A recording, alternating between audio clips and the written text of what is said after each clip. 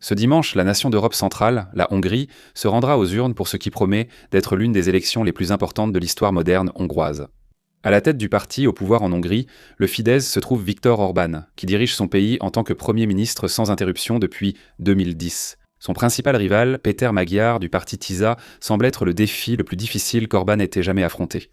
La course a été entachée par un volume véritablement incompréhensible de scandales politiques, des allégations constantes d'ingérence étrangère et tellement de pression géopolitique de l'Europe, de la Russie et du reste du monde qu'il est miraculeux que les Hongrois n'aient pas déjà eu un effondrement nerveux collectif. Planant au-dessus de l'élection se trouve la perspective la plus dangereuse de toutes, que le résultat de dimanche, et en particulier une victoire de Péter Magyar, puisse être le dernier clou dans le cercueil de l'alliance la plus importante de l'Europe. Les États-Unis portent un vif intérêt aux électeurs hongrois, alors que l'administration Trump, très à droite, cherche à protéger un dirigeant européen qui a été à la fois un allié crucial et un exemple que le mouvement MAGA américain suit depuis une décennie. Les deux camps saisissent les enjeux et les observateurs estiment qu'une transition pacifique du pouvoir reste incertaine, quel que soit le vainqueur. Le vote en Hongrie ce week-end influencera non seulement l'avenir du pays, mais aussi une possible confrontation qui pourrait mettre l'alliance de l'OTAN en pièces. Jusqu'à la dernière minute. Chez Warfront, nous nous estimons chanceux d'avoir réuni un public aussi international. Ainsi, quand nous demandons à nos spectateurs de repenser au vote national le plus important qu'ils aient personnellement vécu, nous attendons des réponses très intéressantes. Notre public américain pourrait repenser à la victoire surprise de Donald Trump en 2016 ou, pour ceux d'un certain âge, se souvenir de l'élection de 2000 entre George W. Bush et Al Gore, décidée par seulement 537 voix. Pour nos téléspectateurs britanniques comme moi, nous dirions probablement que le cas le plus évident est le Brexit, tandis que les personnes qui regardent depuis le Brésil pourraient avoir des souvenirs récents de Lula contre Bolsonaro en 2022. Pour nos téléspectateurs en Inde, c'est peut-être la victoire écrasante de Modi en 2014, la révolution orange de 2004 pour nos téléspectateurs en Ukraine, ou l'élection de 2018 qui a ouvert la voie au président Erdogan de Turquie. Repensez à l'élection de votre choix. Souvenez-vous de l'amertume et du sectarisme, la virulence, les attaques personnelles. Maintenant, multipliez cela par 10, et vous approcherez peut-être de l'environnement politique actuel en Hongrie. L'histoire compte vraiment ici. Comme nous l'avons mentionné, Orban occupe son poste sans interruption depuis 2010 ainsi qu'un mandat plus court de 1998 à 2002, et au cours de ces 2 décennies cumulées au pouvoir, Orban est devenu l'une des figures les plus clivantes de toute la politique européenne. Ses opposants dans le pays et ses détracteurs à l'étranger l'ont accusé d'un recul démocratique constant, où il a affaibli la justice hongroise, ouvert la voie à la corruption et au copinage, et construit ce qu'Orban lui-même décrit comme, je cite, « une démocratie illibérale ». Ses partisans saluent la croissance économique continue sous son mandat, sa défense de la souveraineté hongroise contre l'ingérence européenne et son conservatisme religieux et social. Il est devenu une inspiration pour une nouvelle génération de dirigeants d'extrême droite en Europe et en Amérique du Nord. Après avoir progressivement pris le contrôle des médias hongrois, ses partisans évoluent dans un environnement informationnel presque totalement séparé de celui de ses opposants, de l'Ötöt en camp. Après le redécoupage des circonscriptions électorales, les experts estiment qu'un parti d'opposition devrait battre Orban d'au moins 3 à 6 points de pourcentage au suffrage populaire pour obtenir une majorité parlementaire, selon The Economist. Pourtant, les adversaires nationaux d'Orban n'ont jamais été aussi forts qu'en ce moment. Son principal opposant, Péter Magyar, est loin d'être l'opposé idéologique d'Orban. C'est une personnalité conservatrice, souvent critique envers l'Europe. Sa campagne se concentre uniquement sur la corruption et la décadence de l'ère Orban, un sujet devenu incontournable face à l'ampleur du problème en Hongrie. En 2024, Magyar a quitté le parti d'Orban et a démissionné de son poste en signe de protestation après qu'un scandale majeur dans un foyer pour enfants géré par l'État ait impliqué la présidente de la Hongrie, une alliée clé d'Orban. Après cela, il a pris la tête de ce qui était un petit parti politique, TISA, et l'a transformé en une véritable puissance électorale. Contrairement aux autres adversaires d'Orban, qui étaient généralement des membres de l'establishment avec leurs propres casseroles électorales, Magyar est jeune, dynamique, crédible et redoutable en campagne. Bien qu'il soit socialement modéré, Magyar s'est positionné comme l'opposé direct d'Orban sur les questions de politique et a promis d'emmener le pays dans une direction complètement différente s'il est élu. Les deux camps ne sont d'accord que sur une seule chose, les élections hongroises de 2026 sont décisives pour l'avenir du pays.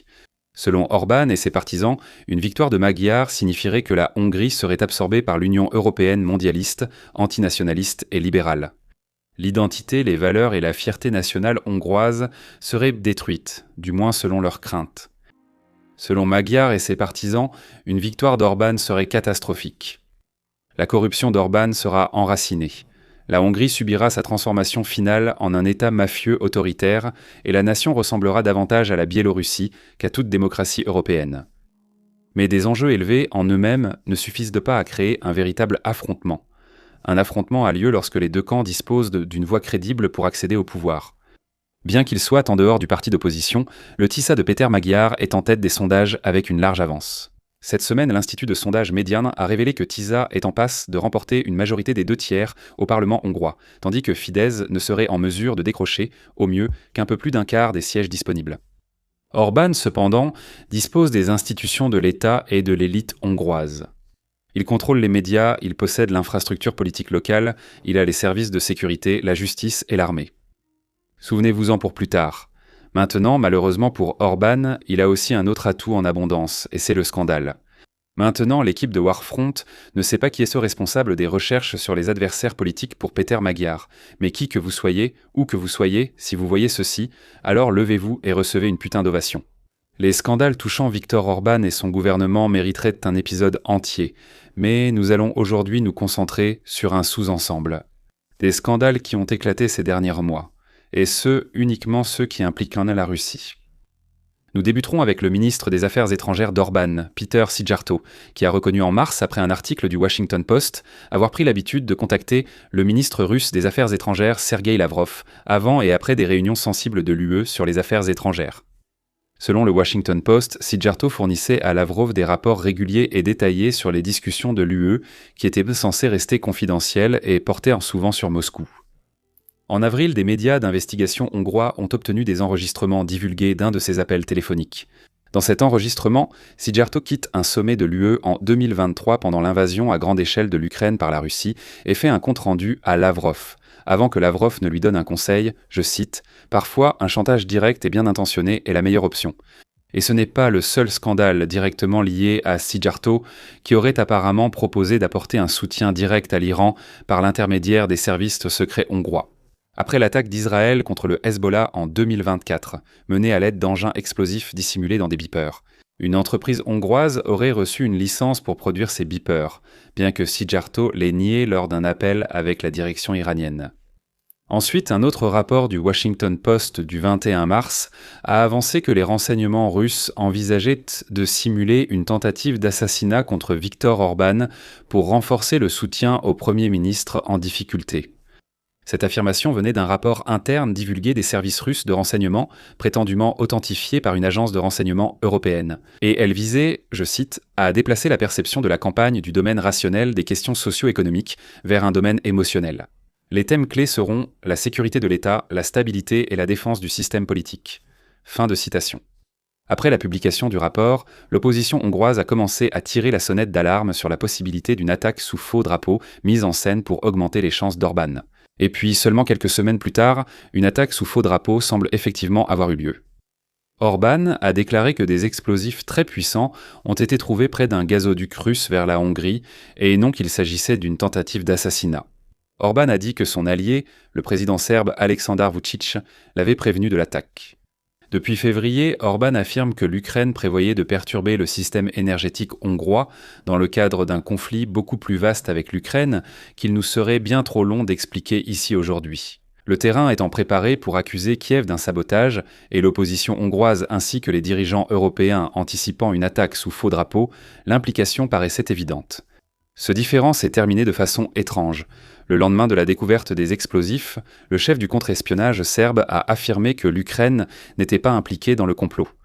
Il est difficile de dire si cela faisait partie du plan pour Orbán et Vučić ou si cela représentait un écart de la part du commandement militaire serbe. Nous devons admettre qu'Orbán a peut-être compris que simuler une attaque sous faux drapeau, alors que le monde s'y attendait, n'était pas la meilleure idée. Enfin, il serait regrettable de ne pas mentionner un autre scandale qui a touché Orbán, cette fois via Bloomberg News.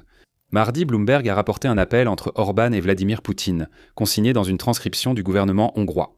Au cours de cet appel, Orbán n'offre pas seulement l'aide de la Hongrie à Poutine, je cite, « dans toute affaire où je peux être utile ».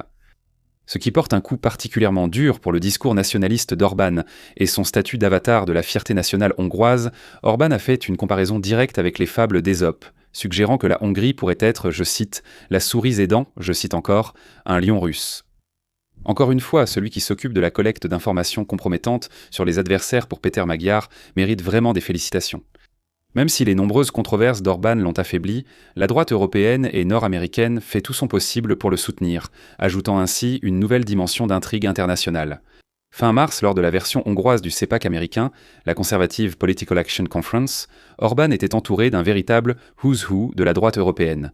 Marine Le Pen de France, Geert Wilders des Pays-Bas, Santiago Abascal d'Espagne, Matteo Salvini d'Italie et plusieurs autres. Quelques jours avant l'élection, Orbán a reçu le vice-président américain J.D. Vance, qui a critiqué l'Union européenne pour ingérence dans les élections hongroises et apporté le soutien du mouvement MA américain à Orbán et ses alliés. Vance a appelé Donald Trump pour qu'il affiche son soutien lors d'un rassemblement. Trump a déclaré « J'adore ça, Victor, c'est un homme fantastique. Nous avons eu une excellente relation. Souvenez-vous-en. Il n'a pas laissé des gens prendre d'assaut votre pays et l'envahir, comme d'autres l'ont laissé faire avec le leur jusqu'à le ruiner. Il a su le préserver. Il a fait en sorte que les Hongrois restent dans votre pays et il a fait un travail fantastique. » Fin de citation. Maintenant, juste avant de discuter de la possibilité que l'élection en Hongrie puisse déclencher une crise géostratégique beaucoup plus vaste, nous aimerions prendre un moment pour parler de France.co, le site premium de notre équipe, notre média d'information écrit et notre guichet unique pour l'analyse des conflits mondiaux. Sur France, notre équipe collabore avec des journalistes primés et des experts pour offrir des analyses clés sur les guerres, les foyers de tension et les dynamiques géopolitiques qui façonnent notre monde. Chaque semaine, nous offrons des vidéos exclusives et notre briefing du samedi, une sélection d'histoires peu médiatisées du monde entier. Sur Front, nous offrons chaque semaine des contenus gratuits, dont notre newsletter bi-hebdomadaire sur les conflits mondiaux, Warfronts Weekly. Le meilleur, c'est que France.co coûte seulement 5 $ par mois ou 50 $ par an. Visitez le site et abonnez-vous si vous aimez. Retour en Hongrie. Trajectoire de collision. À ce stade de l'épisode d'aujourd'hui, on a l'impression que vous pouvez probablement deviner où tout cela mène. Orbán contrôle les institutions du pouvoir en Hongrie qu'il a rendues subordonnées à sa volonté personnelle et politique. Il profite du soutien russe et paraît prêt à user de méthodes douteuses, avec l'aide de la Russie, pour garder le pouvoir. Il bénéficie également du soutien transatlantique d'un allié très puissant à Washington, dirigé par une administration particulièrement sensible aux allégations de vol électoral et de manipulation présumées par des rivaux libéraux. Même si qualifier les rivaux d'Orbán de libéraux est un peu exagéré. Mais ce que Orbán n'a pas, c'est le soutien nécessaire pour gagner, ou du moins il ne l'a pas sur le papier. Si les sondages en Hongrie sont justes, Péter Magyar et son parti TISA devraient largement gagner, leur avance continuant de croître à l'approche de l'élection. Les deux camps s'accusent en traquant d'ingérence étrangère et évoluent dans des environnements médiatiques presque méconnaissables pour l'autre. Et étant donné la proximité d'Orbán avec des personnalités comme Poutine et Vučić, qui sont connus pour faire pencher la balance quand cela les arrange, on s'attend implicitement à ce qu'Orbán fasse de même. Orbán a longtemps été accusé d'achat de voix et d'autres formes de manipulation électorale, et en 2022, il a remporté une supermajorité des 2/3 au Parlement hongrois, malgré les efforts d'une coalition d'opposition qui semblait pourtant avoir une réelle chance. Tous les signes pointent vers un résultat électoral contesté, le parti perdant risquant de contester le résultat. Si Orbán perd, lui et son parti diront sans doute que l'Europe a tenté de truquer l'élection pour Magyar, reprenant les accusations déjà faites par J.D. Vance cette semaine. Orbán soulignera sans doute que ses électeurs, hongrois loyaux et fiers, sont victimes d'un complot mondialiste et utilisera les moyens de l'État pour soutenir ses dires tant qu'il en a le contrôle. Mais si Magyar perd, lui et son parti avanceront probablement un argument assez simple. Regardez les sondages. Après tout, comment Magyar, qui avait une avance aussi confortable, voire croissante, pourrait-il perdre une élection supervisée par un rival autoritaire et corrompu ? Pour les partisans de Magyar, la conclusion semblera claire. Si Orbán est officiellement déclaré vainqueur, ce sera parce qu'il contrôlait les leviers du pouvoir ayant dicté le déroulement de l'élection, en influençant le vote ou en fabriquant les résultats. Pour aggraver les choses, les deux camps ont constitué des équipes d'organisation hongroises et internationales d'observation électorale, qui seront toutes présentes sur le terrain. Ils recueilleront des preuves, rédigeront des rapports et seront sûrement accusés par leurs rivaux de fabriquer de fausses observations pour soutenir leurs candidats. Dans une analyse publiée la semaine dernière, le Centre d'études stratégiques et internationales a exposé 4 scénarios possibles pour l'élection, dont 2 impliquaient autre chose que simplement déclarer que le vainqueur l'emporte et que le perdant concède à contre-cœur.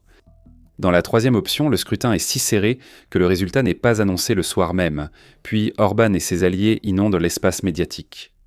Dans ce scénario, Orban propage l'idée qu'il va probablement gagner, signale des irrégularités, recourt au pouvoir d'urgence et contrôle le dépouillement ou prépare l'annulation de l'élection.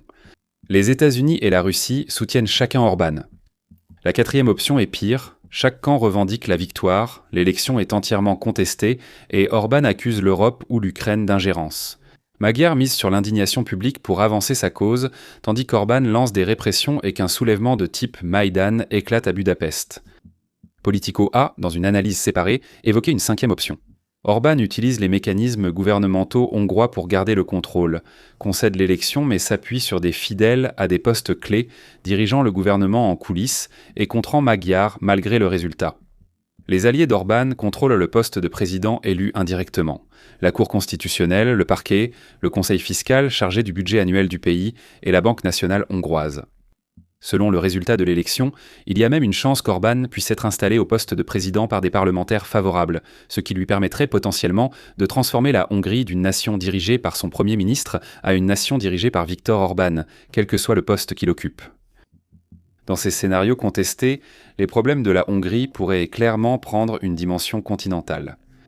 L'élection survient à un moment difficile pour la relation transatlantique entre l'Europe et les États-Unis. Et les États-Unis, en particulier au sein de l'OTAN.